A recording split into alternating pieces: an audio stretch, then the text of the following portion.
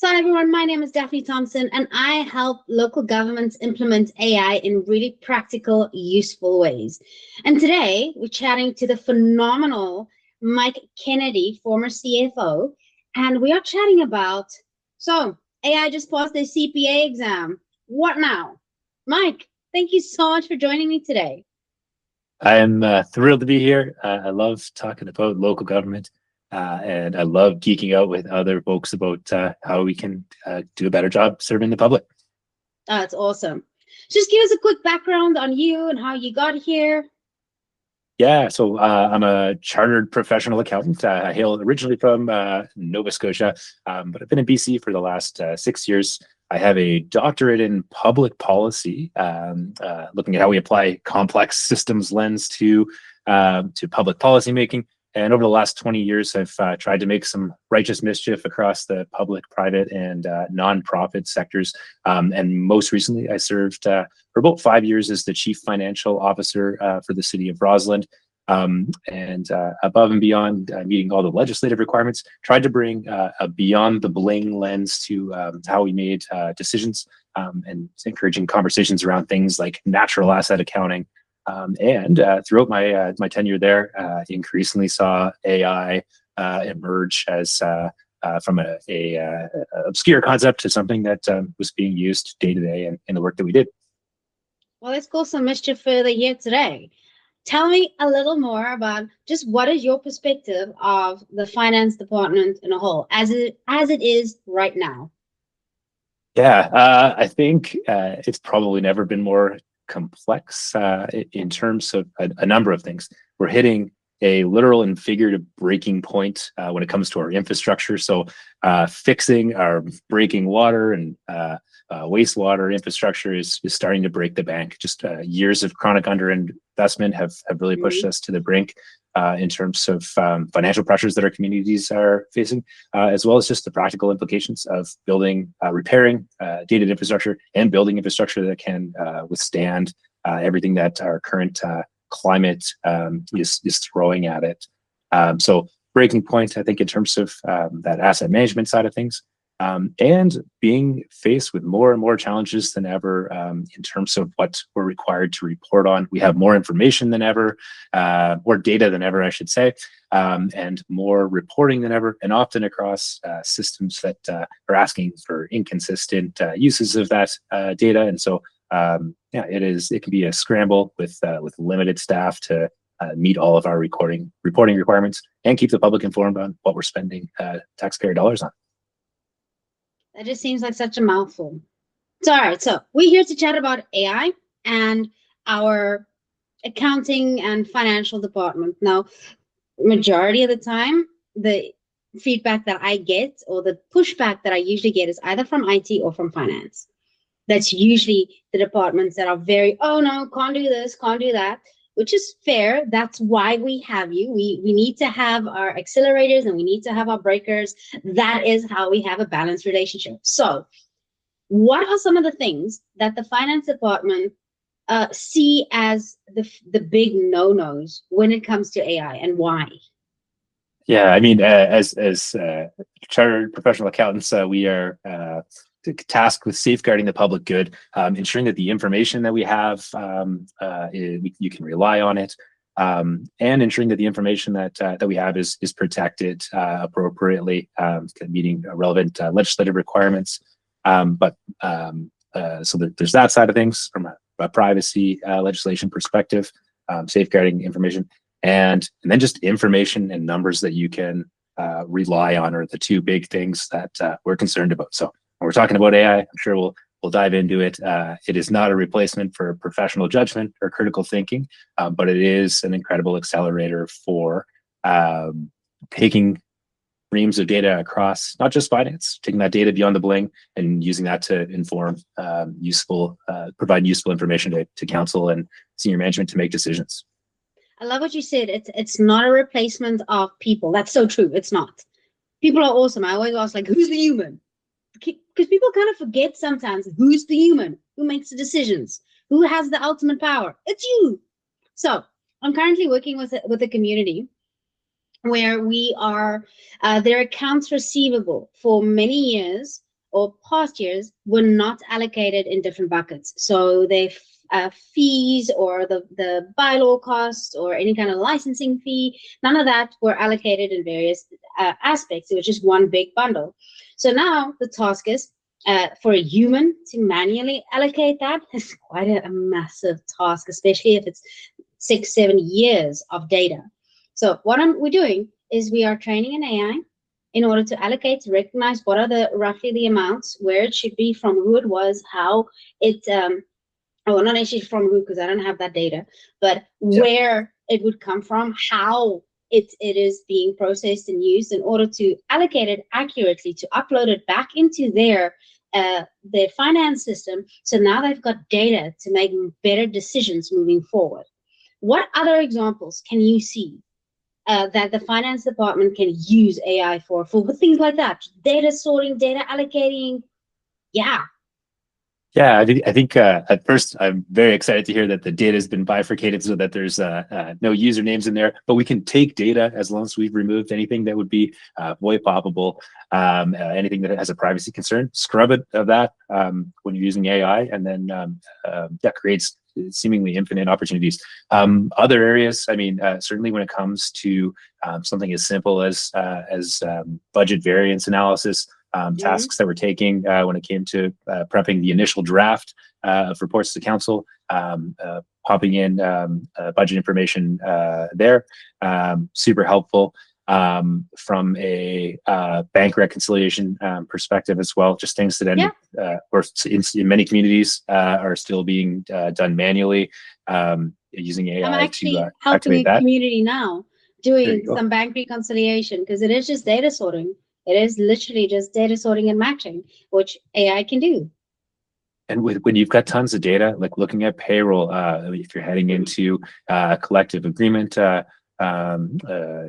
important to outline sort of what's working and what's not, where there are kind of anomalies that are not best serving the public or best serving employees. You can point out trends or outliers in data to identify a better way of negotiating terms based on actual data that's taking place that could take you hundreds of hours if you're kind of sorting through those needles in a haystack. So just a couple of informations there. And then, oh my goodness, obviously grant reporting, finance plays a big role in that, taking all of that data and with the various customized formats you have to kind of report on, fill out grant applications, that initial step of searching around your cloud network. AI can help you with that to put together a coherent framework and put the preliminary steps in place in terms of writing a successful grant. So what would you think is the area that the finance department specifically loses the most time or spends the most time on? Yeah, I mean, I think for particularly smaller local governments, I worked with the local government that served a population of just over 4,000 people, still using pretty legacy dated accounting systems that often you're taking data out, playing with it in an external environment, and then ideally plugging it back in to make it more coherent. A lot of the data that's going into that system is still being prepared via manual processes, in many instances, looking at payroll, paper-based processes. So there's a fair amount of time there. And then, reporting, the reporting requirements for a smaller gov are not often that much different from a larger gov. There's just a way smaller number of people to do it. So that data entry, data processing side of things, and then the external reporting. So, like you said, the paper aspect of it, a lot of the questions that I do get from a lot smaller communities are when they do everything digital now. For example, I like to use the approval system in Microsoft. I don't know if you've worked on it, but it's a click of a button and it can send it straight off to accounts payable where the invoices on there, the PO numbers are on there, the actual proposal, whatever it is that they need to pay, and the track record of who made the approvals are on there, and it's already automatically saved in your SharePoint drive through automation. It's amazing. Anyway, when the first question that I usually get when I propose something like that, it is, oh, but will the auditors accept it? So yeah, the old adage that if it ain't documented, it ain't done. That was drilled into us during our CPA training. I think holds true here. Got to have a clear process, and got to be deemed to be following that process. But as long as those two pieces are in place, and there's appropriate review from a human, yep, sky's the limit here, with the appropriate design in place. Yeah. So when you started speaking to people about AI in the finance departments, what were some of the responses that you got? Like anything in finance, it starts with, oh crap, something else to worry about. So you're looking at things from a finance perspective, that typically encompasses the IT angle as well. So yeah, what are the privacy security concerns, particularly in a smaller org where it's difficult at times to build out the policy environment you need to kind of regulate use, particularly around privacy of information. I'd say like many things, there's a bit of excitement to once I got to see a few examples of how it could be like safely deployed. I think we all started with using it to write kind of goofy poems or emails, but once starting to apply it to things like drafting council reports, would be all like when there's information that would have already been publicly available, just taking that and turning it into like a more coherent framing of a particular issue, it started to blow my mind. And then when I started to apply it to things like natural asset accounting, so accounting beyond the bling, emerging field, how do I take reams of data I have that it's so large that it's almost incoherent to kind of the naked eye, taking that and applying it to data analytics to start to model a different way of accounting for things out. That's where I started to get really excited. Yeah. So how do you maybe my convey? favorite, Yeah. quickly, maybe my favorite one, when I built government budget reporting is rightly deemed by some to be not particularly accessible. Took our 5-year financial plan, publicly available, dropped it into at the time it would have been Copilot, and said, yeah, reconstitute this at like a grade 7 reading level, which I believe is the literacy level in Canada. It didn't get everything right, but it took a 120-page document, jargon laden, and turned it into a more concise overview of what we were doing. Yes. No, I love those type of aspects too. But what gets me more excited is the actual saving of time things. So how do you get this excitement through to the rest of the finance team, knowing that they are programmed? In my head, it's just programmed with no, but I know that's not true. It's like just programmed with, hey, what's the caution? How do we protect this? How do we gap that or bridge that gap to still show them that, hey, it's actually okay. Don't worry, we got this. It's just a new way of doing things. Yeah, I think two things there.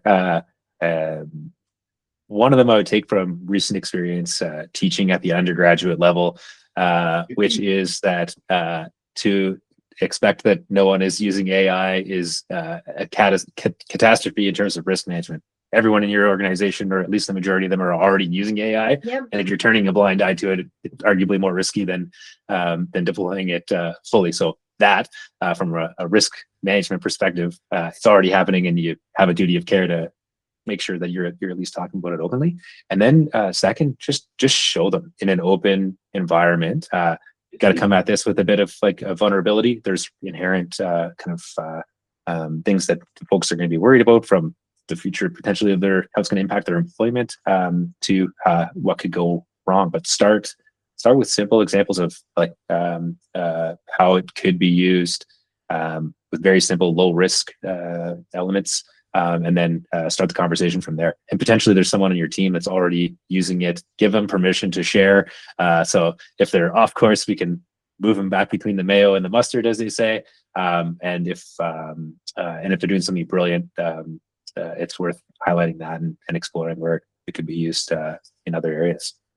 I love that, because yes, I am fully in agreement that if someone is doing something amazing and it's saving time, then yeah, celebrate that. I mean, the first time that while I was still Director of Legislative Services, the first time that I implemented something and it actually worked, and it saved so much time, I was like, pizza party. It was like celebrate the little ones, because that's how I truly believe you build excitement. But where are the areas that we should still keep a very critical eye and concern on?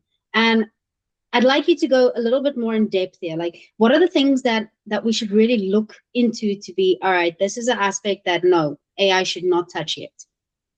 What are those parts? We know human overview, totally get that. Critical thinking, yes, AI does not take context into consideration. It doesn't have corporate memory. It doesn't have all the rest of the things, and you cannot humanly actually prompt all of that into it. You can do most of it, but it's not there as it is. So which parts of the financial processes do you think is a no-go for AI at all?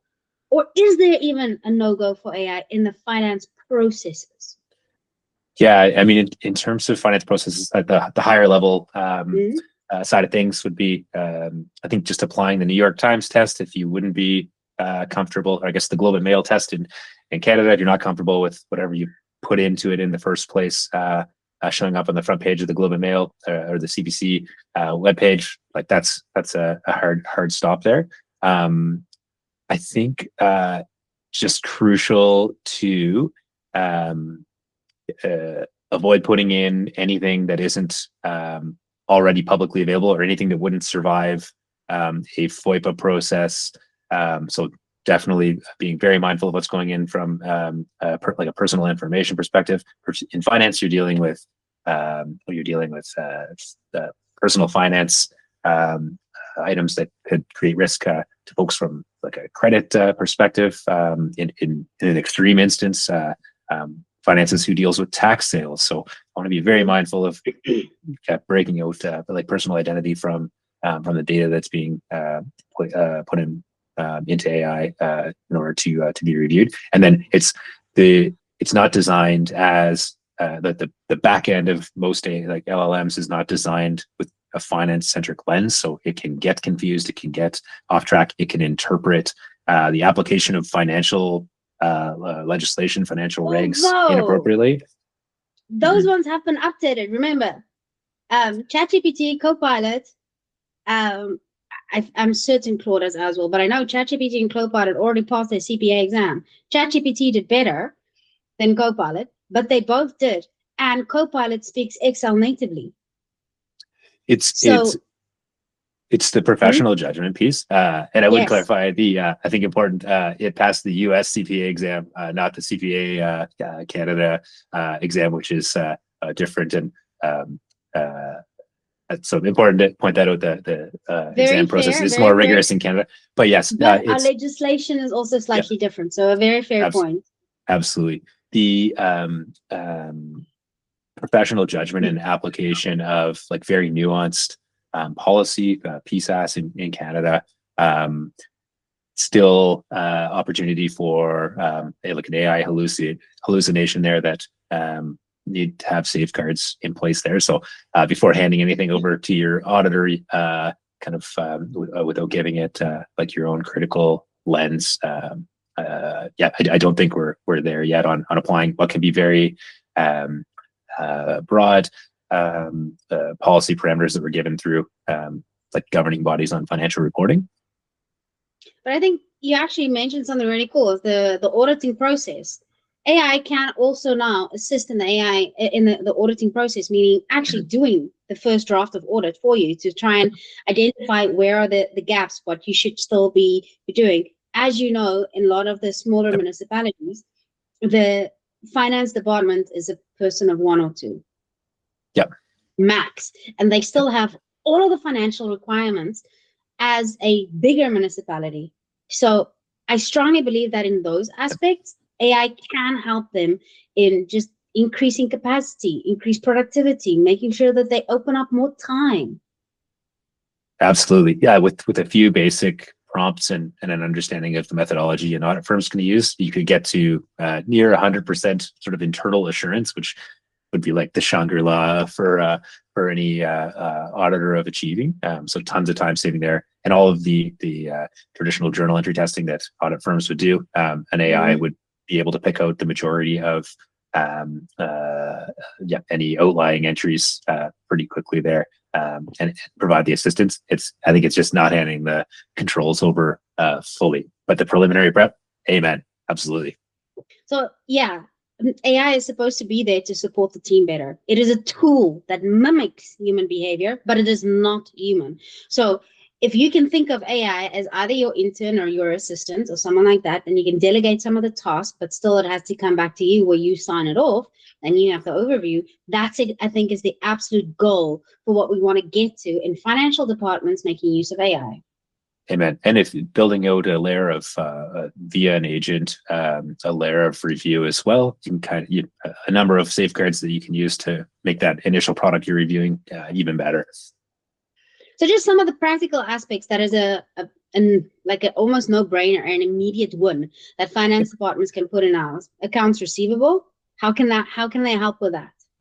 Yeah, a few things. Starting on the policy side of things, if you don't have an AR like a collections policy in terms of how AR gets tracked and then escalated, super simple to pull together a quick framework for how we do that. Yeah, but how about the actual doing of accounts receivable? Sure. Yeah. I mean, pulling in, rip the data, any identifying data out of it. You could use it to identify long overdue accounts. Pulling in data sets from a few different areas of receivables to, if we've got a frequent flyer across various accounts. You could use AI to determine who's owing across multiple tranches of AR, flagging them down, even mapping out from a visual perspective data to more easily identify kind of outliers or payment trends. A few really easy ways to get started there. How about approval systems? Approval systems to do initial kind of tracking of the design of the workflow and putting that in place. Because the point is, we want to get AI to help us increase our productivity and open up more time. So if I don't have to go literally, here's the invoice, print it, run to the person to sign it, bring it back, scan it in, and then send it to accounts payable or something. That is probably 20 minutes if everyone is at their desks. Yeah, and so it's so much simpler. Not even in some instances needing a fully new software like a Laserfish to take care of that. You can design it through the various tools that Microsoft has with a bit more ease than previous, for sure. Yeah. So what and you can hounding you can hound folks externally for collections, but then you can hound folks on an automated basis internally if you're waiting on a signature from your buddies in public works, although they're normally great. Easier to even set up a system to kind of automate that, particularly if it's a time sensitive or material matter. 100%. So let's take it one step back now. We've done a lot about the internal processes. What about the public perspective? Is there anything that the finance department needs to be transparent about to the public? What would you say it is? Because again, I have a very different point of view, but I am the geek that just likes playing out. AI is a tool that assists, it mimics human behavior, but it still stays a tool. Yep. What do we need to be transparent about to the public about the finance processes that is now automating? Is it not just the new way of work? Yeah, I think it's just being transparent, honest and transparent about how you're using it and the pros and cons of it. So having an understanding internally of what will be popped into an LLM, crucial.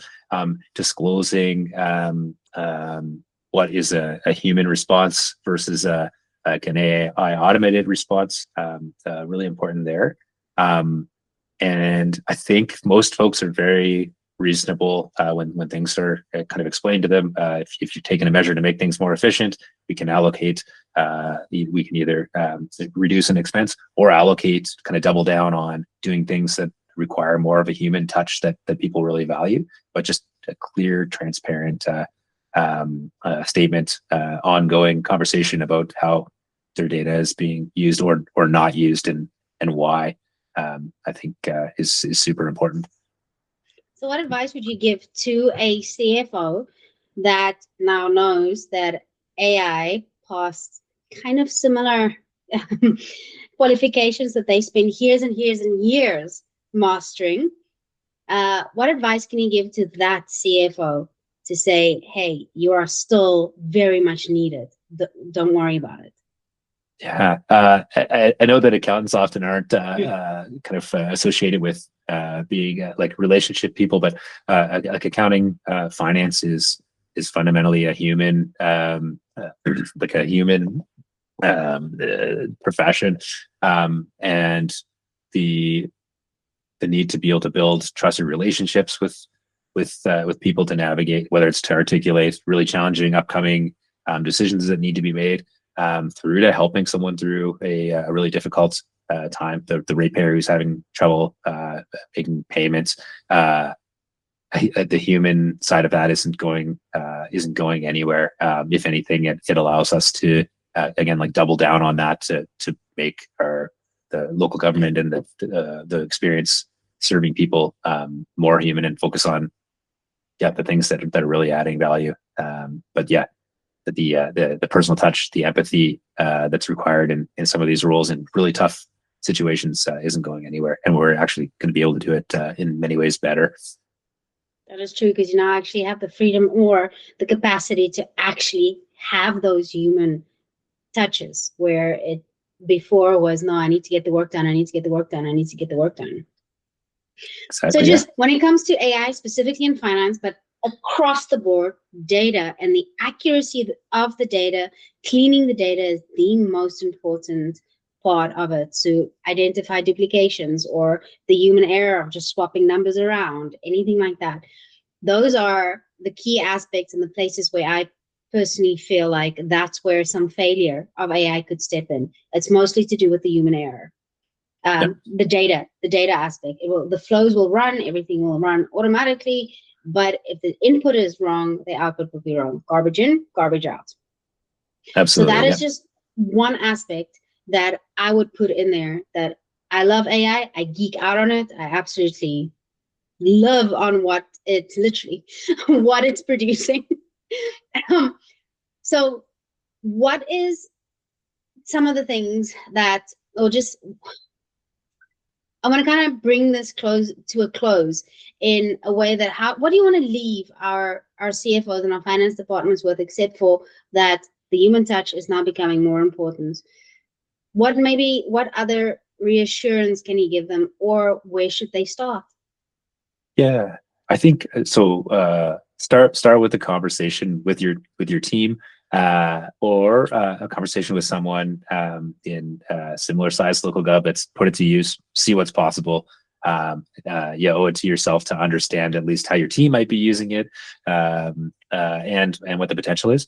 And then I think on the cautionary side of things, I think it's just super important to, if we are shifting to increased reliance on AI, being mindful of when I look at the most recent pricing models, that shifts that have occurred over the past several months, we're rapidly shifting from in classic software world from freemiums to some heftier subscription models. Make sure that's in your budget, even if it's a modest amount for your local government. Important to be keeping an eye on that. But yeah, start with a conversation. People are already using it. Empower them to tell you how they're using it, so you're on the right side of the law, and empower them to find ways to use it the right way to do a better job serving the public. So Mike, how can the public get a hold of you if they've got any questions? Easiest way is to give me a look up on LinkedIn. You could find me there. I also have a small number of accounting related YouTube videos. I tried to blend folk music and accounting together to create like a new category of tunes there. But LinkedIn is the best way to get a hold of me. And feel free to reach out if you have any questions. Love geeking out on this stuff and finding ways to do a better job carrying out accounting beyond the bling. That's awesome. Well, thank you so much, Mike. So yeah, Copilot and ChatGPT just passed the CPA exam. What now? The human touch is still of the utmost importance. Your job is not going anywhere right now. You are still the critical thinker. You are still the decision maker. So thank you so much, Mike, for being there with us, geeking out with me this time over finance and local government. It was absolutely awesome having you. My name is Daphne Thompson, and if you have any other queries or questions or topics that you'd like to chat about, please leave a comment at the bottom. Thank you so much, Mike. Thank you.